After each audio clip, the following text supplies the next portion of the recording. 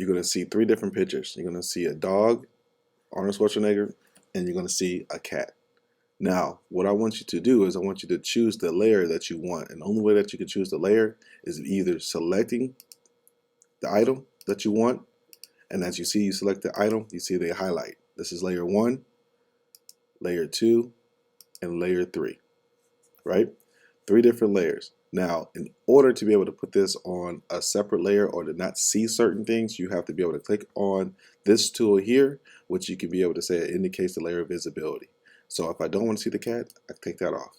If I go to layer 2, I don't want to see it, I take that layer off. It's still there, but I'm not able to see them, okay? Now the layer I want to work with is the dog. Now, of course, you see these little crosshairs here, and the crosshairs, what happens is you have to be able to click on one side of the box, and it makes it bigger or smaller.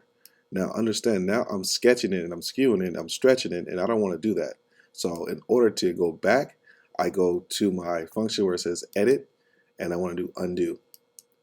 Right? Now, watch me do that again.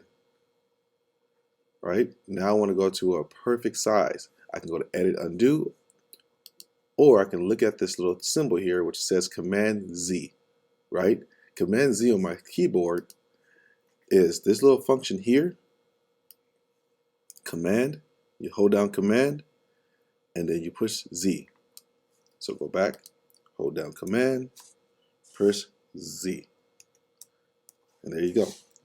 Now, in order to make this a perfect shape, I have to do a certain thing with the keyboard. I have to be able to click Shift and hold down Shift and then manipulate it by using the pointer tool. Hold down Shift, stretch it out. Right? In order to tell this computer that I'm done doing that function, I have to push Enter on my keyboard. Right? So now you see that there's no other crosshair, there's nothing selected, and now I'm ready to go. The next step is to go to Filter, which is up here. Filter, and I want to go to Liquify.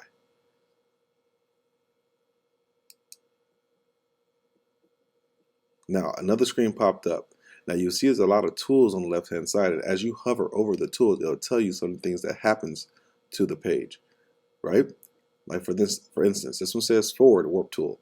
So if I click that and I want to do something to, like, say the eyes, you see how it warped the eyes real funny? Now, in order to be able to do a bigger portion of that, I have to go to my bracket tools. My bracket is these things right here. If you don't know what a bracket is, these brackets make it smaller and bigger on the keyboard, on the selection tool. So notice on here in the circle that you see that's selected, I'm making the bracket bigger and I'm making the bracket smaller. Now let's say I make it bigger, and watch how big of the selection that I choose and what it does. Right? That's just the warp tool. Now you can go around and play with some more of these other tools that you have, but once you're finished with doing your warp tool, you're going to push OK. And then once you're done with your project, you're going to go File, Save As.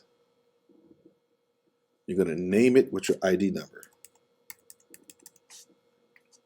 Warp assignment, or we can name it as intro.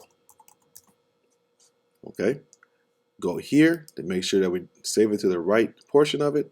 I'm gonna go to design because this is where I save all my designs. Make sure it's at JPEG